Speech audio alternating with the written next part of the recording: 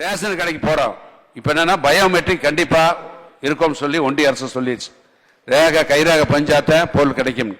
ஆனா சில நேரங்களில் வயல்வெளிக்கு செல்பவர்கள் ரேகை அழிஞ்சவர்களா ரேஷன் கடைக்கு போனா பயோமெட்ரிக் வேலை செய்வதில்லை. சென்ற ஆண்டே மாண்புமிகு முதலமைச்சருடைய அரசு முதலமைச்சருடைய கலந்து இனிமேல் பயோமெட்ரிக்கும் இருக்க வேண்டும், கண் கருவிழி ஐரைஸ் என்ற முறையை நடைமுறைப்படுத்த வேண்டும் என்று சொன்னோம். அதற்காக மாண்புமிகு முதலமைச்சர்கள் நிதி ஒதுக்கி இன்றைக்கு சில அதே மாதிரி இன்றைக்கு கண் கருவிலியே எப்படி எடுப்பீங்க, அது எவ்வளவு யார் எடுப்பா அவங்களுக்கு எளிமையா இருக்கணும். கிராமப்புறத்துல நிறைய வேலை செய்வாங்க, மண்வெட்டி எல்லாம் வச்சு வேலை செய்து ரேகையே இல்ல ஒருத்தருக்கும். அதுக்கு தான் ஐரிஸ் கொடுத்துட்டோம். அதை யார் எடுப்பா எப்படி எடுப்பாங்கிறது தெளிவுபடுத்துங்க, கொஞ்சம் எளிமைப்படுத்துங்க. கைவிரல் ரேகை பதிவு முறை மூலம் பொருள் வழங்கும் நடைமுறை தற்போது உள்ளது. அதில் சில இடங்களில் கைவிரல் ரேகை பதிவு சரியாக விடாததால் பொருள் பெறுவதில் தாமதமும் சிரமமும் ஏற்படுவதாக அறிந்து இன்னைக்கு மாண்புமிகு உறுப்பினர்கள் தெரிவித்ததை தொடர்ந்து கண் கருவி சரிபார்ப்பு முறை அறிமுகப்படுத்தப்படும் என்று முதலமைச்சருடைய கேட்டு அதை இந்த அவையிலே நான் கூறுகின்றேன். கண் கருவி சரிபார்ப்பு முறையை பொதுமக்கள் பொது விநியோக திட்ட பொருள்கள் பெறும் வகையில் சென்னை சேப்பாக்கத்தில் மாண்புமிகு இளைஞர் நலன் மற்றும் விளையாட்டு மேம்பாட்டுத்துறை அமைச்சர் மாண்புமிகு திரு உதயநிதி ஸ்டாலின் அவர்கள் தொடங்கி வைத்தார்கள். இப்போது தற்போது தமிழ்நாட்டிலே 9182 கடைகளில் இந்த முறை செயல்படுத்தப்பட்டு வருகிறது. விரைவில் அனைத்து கடைகளிலும் கண் கருவி சரிபார்ப்பு முறை செயல்படுத்தப்படும்.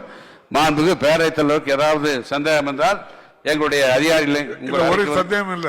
36,000 கடையில 9,000 கடைக்கு இது அனுமதிச்சிருக்கீங்க. மீது எல்லா கடைக்கும் விரைவில் 2-3 மாத காலத்துக்குள்ளாக அனைத்து கடையிலும் கண் கருவிலி பொருத்தப்படும் என்பதை இந்த நேரத்தை தெரிவிச்சு, அதுவரை அந்த கைரேகை பதியாதவர்களுக்கு பொருட்கள் கொடுப்பதற்கு ஒரு உத்தரவு கொடுங்க, அவ்வளவுதான். கண்டிப்பாக அது ஏற்பாடு செய்யப்படும் என்பதை கடையெல்லாம் கண் கருவி இல்லையோ அதுல கைரேகை வரலன்னா கொடுத்திருக்க கண்டிப்பாக அதுக்கு ஏற்பாடு செய்யப்படும் என்பதை இந்த நேரத்தை தெரிவிச்சுக்கிறேன். மாண்பு முதலமைச்சர்கள் கடந்த முதலமைச்சர் அரசு பொறுப்பேற்ற உடனே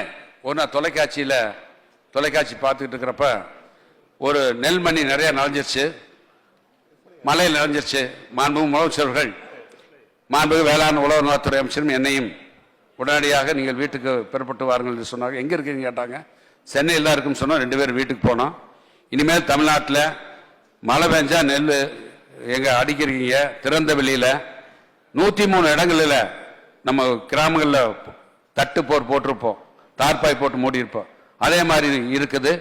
எனவே அதையெல்லாம் சொந்த இடத்தில் வைப்பதற்கு உங்கள் வேளாண்மை துறை, கூட்டுறவுத்துறை, அதே மாதிரி மற்ற எந்தெந்த துறையில் இடம் இருக்கிறதோ அதையெல்லாம் நீங்கள் பயன்படுத்த வேண்டும் என்று சொன்னார்.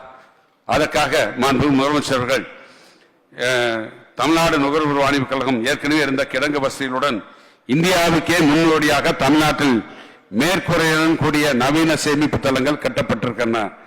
4.03 லட்சம் மெட்ரிக் டன் சேமிக்கும் வகையில் 333 கோடி ரூபாய் மதிப்பீட்டில் சேமிப்பு தளங்கள் கட்ட மாண்புமிகு முதலமைச்சர்கள் ஆணையிடப்பட்டு 2.83 லட்சம் மெட்ரிக் டன் கொள்ளளவு கொண்ட சேமிப்பு தளங்கள் திறக்கப்பட்டு பயன்பாட்டில் உள்ளன.